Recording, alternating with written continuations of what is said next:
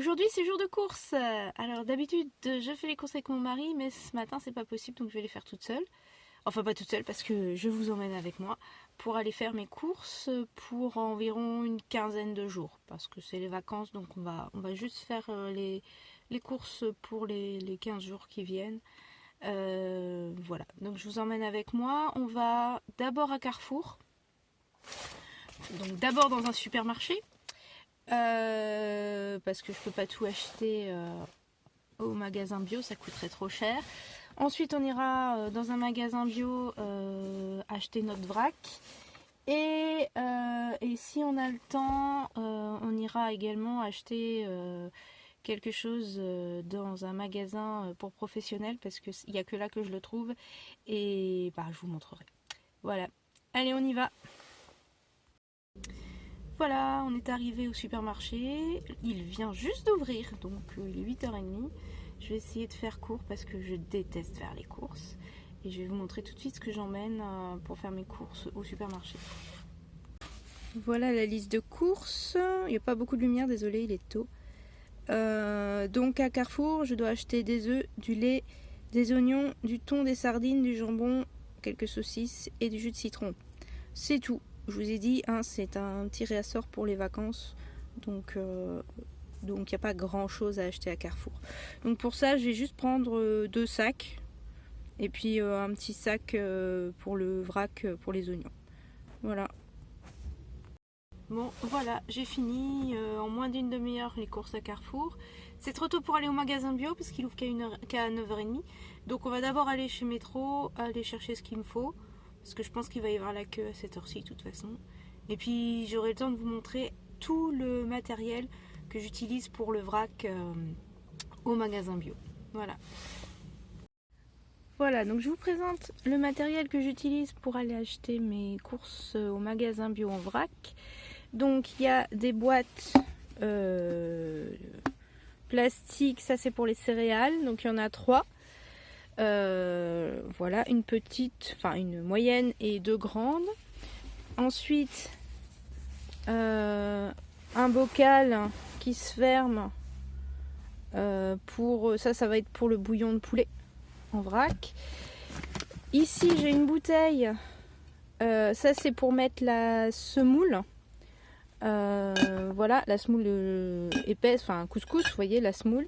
Pour ça, très très important, je n'ai pas oublié mon entonnoir parce que en fait, vous voyez, le goulot est très étroit et du coup, si je verse avec leur distributeur, ben ça va couler à côté. Donc je prends un entonnoir que j'amène de chez moi parce qu'il n'y en a pas dans le magasin. Mais ça, c'est vraiment très utile quand vous allez faire vos courses en vrac. Dans les supermarchés ou tout ça, vous avez ça, vous pouvez mettre dans votre emballage. Vous pouvez même mettre dans une bouteille, vous voyez, avec un goulot très étroit. Et j'ai les sacs de vrac ici, mais je pense pas que ça me sera utile vu ce que je dois acheter. Je devrais pas en avoir besoin. Sauf si jamais je trouve une promo sur des fruits ou des légumes en vrac, mais bon, j'en ai pas besoin, donc techniquement, je pense que ça me sera pas utile. Et autre chose, j'ai mon caddie de course qui est dans le coffre. Pour prendre la farine parce que 5 kg de farine c'est lourd. Voilà, c'est à peu près tout. Alors vu qu'il n'est toujours pas l'heure d'aller au magasin bio parce que j'ai fait mes courses tellement rapidement qu'il n'est pas encore ouvert, je vais vous expliquer pourquoi je n'achète pas de bio à Carrefour alors qu'ils ont un très grand rayon de bio en vrac. Tout simplement parce qu'on ne peut pas amener ses propres contenants. Donc on est obligé soit de prendre un sachet en tissu, ce que j'ai, hein, mais bon, des fois les céréales par exemple, c'est pas pratique en tissu. La semoule, moi je trouve que c'est plus pratique de mettre directement dans le récipient que j'utilise au quotidien. Du coup, je peux pas faire ça à Carrefour parce que mon récipient c'est une bouteille et une bouteille en verre ça pèse lourd, donc je vais pas payer la bouteille en verre à chaque fois. Du coup je prends plus de vrac à Carrefour, même si c'est quand même moins cher.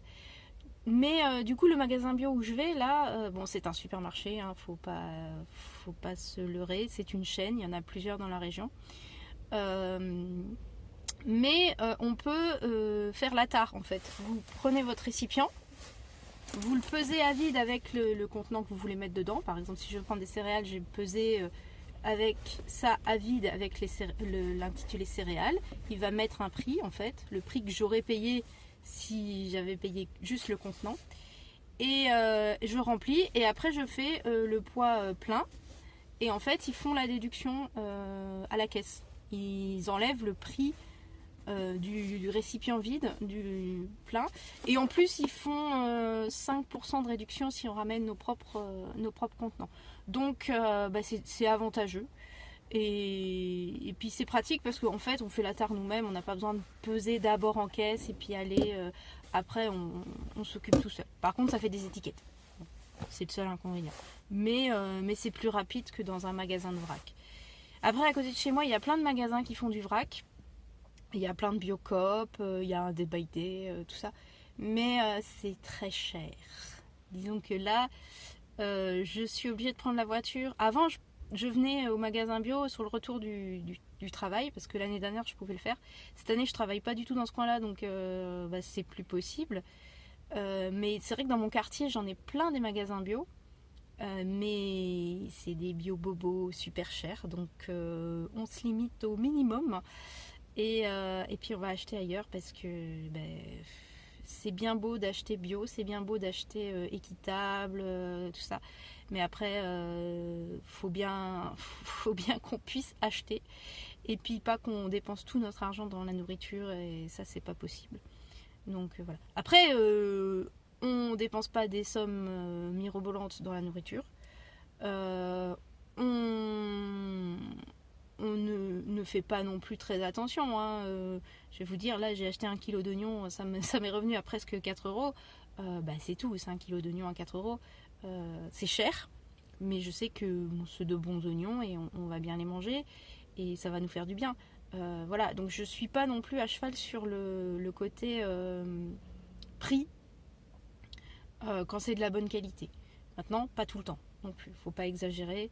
La farine à pratiquement 3 euros le kilo en vrac, non, c'est pas possible, ça c'est sûr, parce qu'on utilise, vous allez voir, je vais en acheter au magasin bio, 5 kilos de farine, ça part dans la semaine, parce qu'on fait du pain, donc forcément ça part assez vite. Voilà, donc je vais me rapprocher du magasin bio, et puis voilà, je vais attendre qu'il ouvre et faire mes courses, et puis je vous raconte tout ça après. Voilà. Alors, il reste 5 minutes avant que le magasin ouvre, donc je vais continuer à vous parler. Là, je sors d'un magasin qui s'appelle Métro, qui est un magasin de professionnels, donc qui ouvre très tôt. Vous savez, c'est un grossiste en fait, et qui n'est accessible que pour les professionnels. Donc moi, je peux y accéder parce que mon mari a une carte qui me permet d'y accéder. Et alors, c'est pas moins cher qu'ailleurs. On peut acheter en grande quantité, hein, vous voyez les pots de Nutella de 10 kg, peut-être pas 10 mais 5 vous les avez.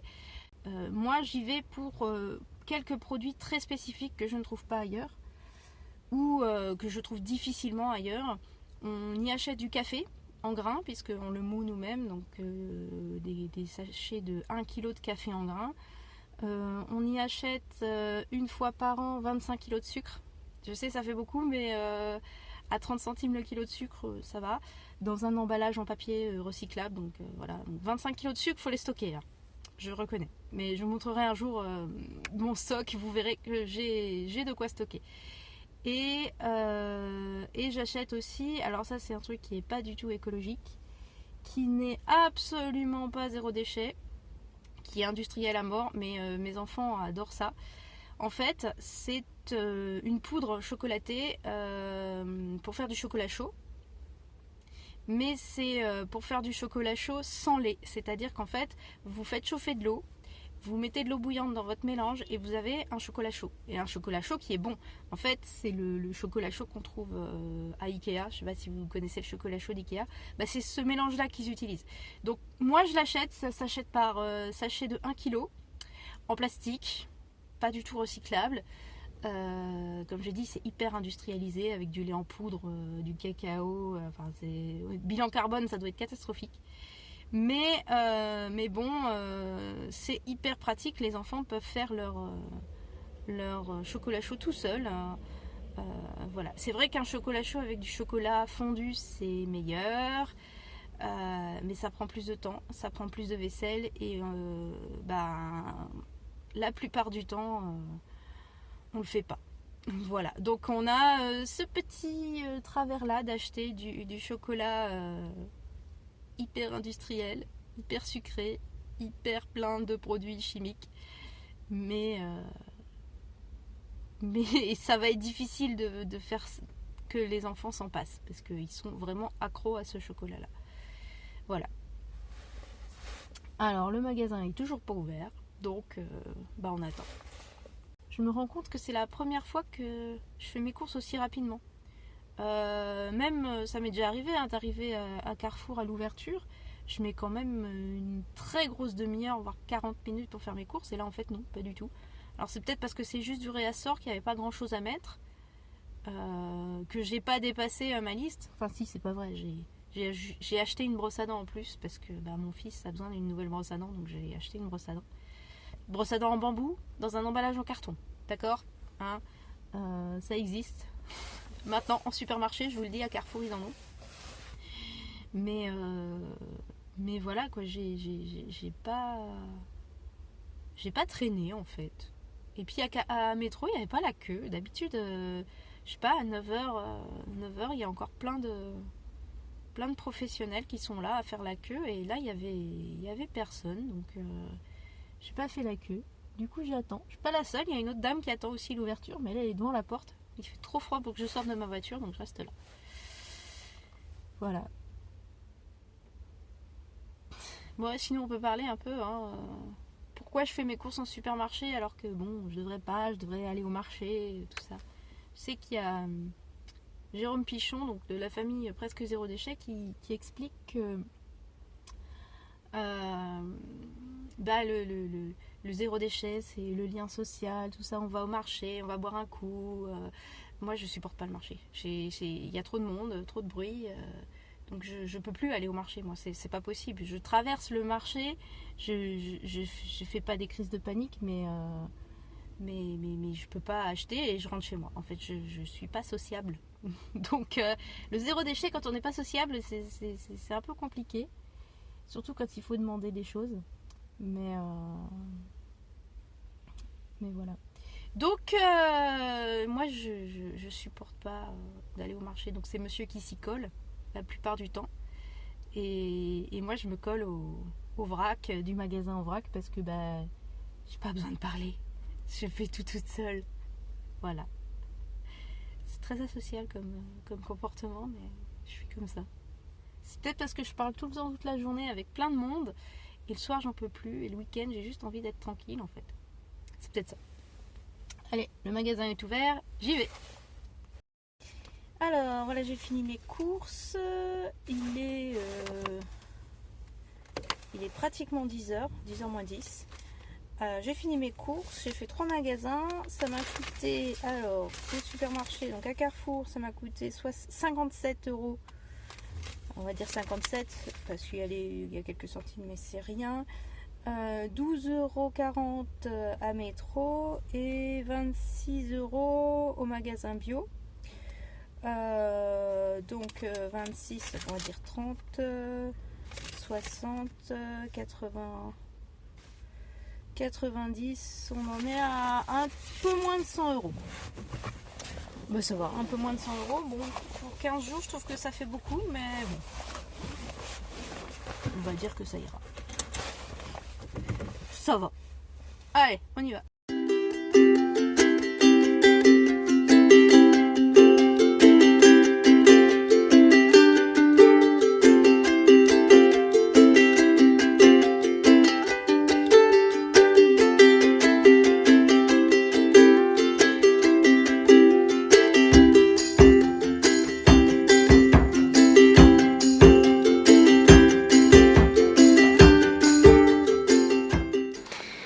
Alors, voici le retour de course. Je vais d'abord commencer par le vrac.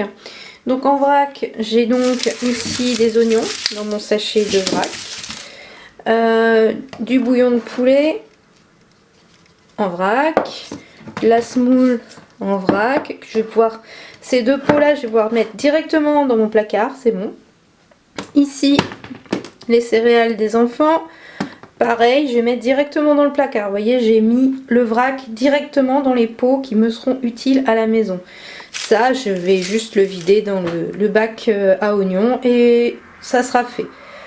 Résultat, j'ai pas beaucoup de manipulation à faire et ça, c'est franchement un gain de temps et c'est super pratique. Donc, deuxième catégorie, les produits avec des emballages 100% recyclables. Donc, ici, on a du papier. Les œufs, bah, c'est dans du carton. En plus, les œufs, je vais utiliser les boîtes pour faire mes plantations pour le potager dans quelques semaines. Ici, on a donc les boîtes en métal et l'emballage en papier. C'est du thon Listao. Attendez, je vous montre bien. Thon Listao pêché à la canne pour éviter plein de choses. En tout cas, le thon Listao, vous pouvez y aller. C'est pas du poisson qui est en danger d'extinction, contrairement au thon albacore que vous trouvez partout. Et c'est très bon.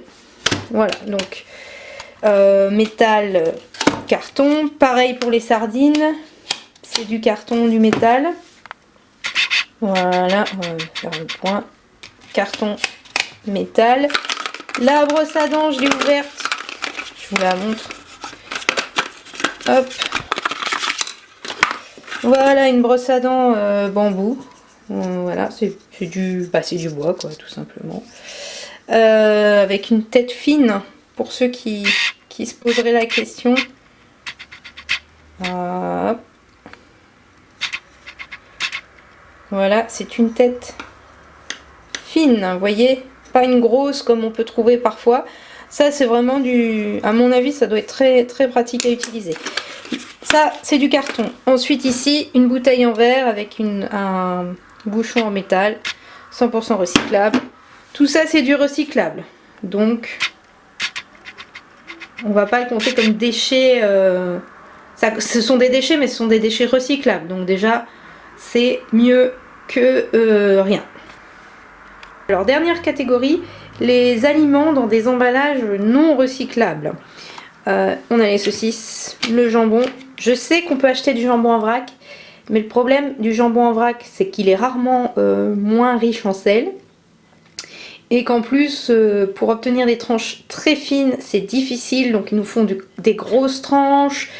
Et puis, ça coûte plus cher. Et puis, bon, on le prend pas encore systématiquement en vrac. Ça nous arrive, mais pas complètement. Ensuite, ici, ce dont je vous parlais, la boisson au chocolat. Vous voyez, où on ne met que de l'eau dedans. Donc vous mettez, c'est de la poudre, vous mettez de l'eau chaude et ça vous fait un chocolat chaud. Donc par lot de 1 kg. Alors d'habitude je prends pas celui-là. Je prends le même mais sans la certification. Alors ce qu'ils appellent Cocoa Life, c'est-à-dire développement durable. J'ai regardé, c'est Suchard qui détermine lui-même ses critères de développement durable. Donc franchement ça n'a rien de développement durable. Il donne peut-être un peu plus d'argent, mais ça n'est pas un label officiel. Du coup, je ne le prends pas celui-là, je prends l'autre parce que j'estime que c'est à peu près la même chose. Mais il n'y en avait plus de l'autre, donc j'ai pris celui-là. Voilà. À mon avis, c'est le même goût, mais bon, c'est un petit peu plus cher. Et voilà, donc ça, je vous dis tout de suite, c'est celui qui est servi à Ikea, en tout cas dans le Ikea à côté de chez nous, parce que je sais très bien, je les ai vus remplir, c'est exactement le même. Et vous trouvez ça donc chez des grossistes, voilà, et c'est fait pour des machines, mais vous le faites avec de l'eau et une cuillère, et ça marche très bien. Et donc c'est un emballage en plastique, plastique alu, donc c'est une horreur à recycler, ça se recycle pas d'ailleurs. Et enfin, les bouteilles de lait. Alors la bouteille de lait ici, ça se recycle. L'opercule en alu, ça se recycle aussi. Les bouchons se recyclent, mais il y a tout l'emballage plastique là qui se recycle pas. Et ben pour l'instant, trouver des bouteilles en verre consignées ou ou des packs de lait sans emballage plastique, c'est compliqué. Donc pour l'instant on a encore ça comme déchets à réduire. Mais vous voyez, il n'y a quand même pas énormément de déchets. Il y a ça, le plastique, et en gros, grosso modo, c'est que du plastique, les déchets que nous avons sur ces courses aujourd'hui. Voilà. Maintenant, faut tout ranger. Allez, à la prochaine. Un dernier point avant de ranger, je vous montre le principe de la tare dans le magasin bio, c'est-à-dire que je pèse mon emballage à vide. Donc vous voyez, à vide il pèse 278 grammes. Je le pèse avec, comme si je l'avais rempli avec le riz soufflé. Voilà, donc ça c'est à vide. Après je le pèse plein. Donc vous voyez, j'ai 900 grammes plein, ça veut dire que j'ai 730 grammes de céréales dans le pot. Ça me donne le prix total et en fait à la caisse ils vont enlever ce prix là de celui-ci, ce qui fait que j'aurai le prix réel des céréales que j'ai consommé. Et en plus ce magasin là nous fait 5% de réduction si on amène nos propres emballages. Donc voilà, et je fais ça pour tous les emballages vrac que j'utilise dans ce magasin là, puisqu'ils font aussi tout ce qui est cristaux de soude, percarbonate, acide citrique. Ils font même du vinaigre ménager en vrac. Je vous dois quelques explications, parce qu'en montant cette vidéo, je me suis rendu compte que je donnais peut-être l'impression que je faisais mes courses pour 15 jours et que nous n'allions manger que ça pendant 15 jours. C'est pas tout à fait vrai. C'est-à-dire que c'est des courses de réassort. Il me manquait certaines choses que j'ai rachetées. Il ne nous restait plus assez de lait, bon, vous avez vu le jambon, tout ça. Mais pour tout ce qui est les fruits et légumes, par exemple, vous avez pu trouver que c'était très déséquilibré et que je n'en mangeais pas beaucoup. En fait, on en mange, c'est juste que j'ai encore plein de carottes et de champignons dans mon frigo, j'ai aussi des endives, donc je vais essayer de consommer ce que j'ai déjà chez moi avant d'en racheter. En plus, j'en achète plus facilement au marché qu'à Carrefour ou au magasin bio. Ensuite, pour tout ce qui est les fruits, c'est pareil. Chez moi, dans ma cuisine, j'ai des caisses de pommes. Donc, tant qu'on n'a pas fini les pommes, je ne vais pas racheter d'autres fruits. Ça ne sert à rien. Il faut déjà manger ce qu'on a à la maison. Et pour les légumes, j'ai en plus des légumes frais, j'ai beaucoup de conserves que j'ai faites cet été. Donc voilà, pareil pour le jus de tomate, je fais mon propre coulis de tomate l'été, donc je n'ai pas besoin d'en racheter en fait. J'achète beaucoup de tomates en été et après, au long de l'année, je n'en rachète pas puisque j'ai ce qu'il faut dans mes placards grâce à la conserve. Pour tout ce qui est pâtisserie, pareil, j'ai les réserves à la maison, le sucre, j'ai les réserves, donc je n'en ai pas racheté parce que je n'avais pas besoin d'en racheter puisque j'en avais déjà. Ça ne veut pas dire que je ne les consommerai pas dans la semaine, ça veut juste dire que là je n'ai acheté que ce qu'il me manquait pour ces 15 jours. Si ça vous intéresse, un jour je vous ferai un topo sur toutes mes réserves parce que j'ai des réserves. Contrairement à certains adeptes du zéro déchet qui disent que dans le zéro déchet on ne peut pas faire de réserve et on ne peut pas être survivaliste. Je pense que c'est possible et je vous montrerai peut-être un jour dans une autre vidéo si ça vous intéresse, sinon tant pis, je le ferai pas. Mais voilà, donc ne pensez pas que ce que j'ai acheté aujourd'hui ça n'est que ce que nous allons manger. Non, on va manger plein d'autres choses. Je sais que là déjà on va manger ce soir c'est soupe, donc j'ai dans mon congélateur j'ai des réserves de soupe, donc je vais pouvoir sortir ma soupe du congélateur, soupe maison. Mais voilà, il faut pas vous fier juste à ce que j'ai acheté. Voilà. Et en plus avec ce que j'ai acheté, j'ai quand même acheté du lait, des œufs et de la farine, on peut faire énormément de choses avec ça. Donc il n'y a pas de problème sur l'équilibre alimentaire de ma famille, c'est juste que là c'était les courses de réassort pour combler les manques que nous avions à la maison. Voilà, je vous souhaite une bonne journée et puis à la prochaine. Au revoir.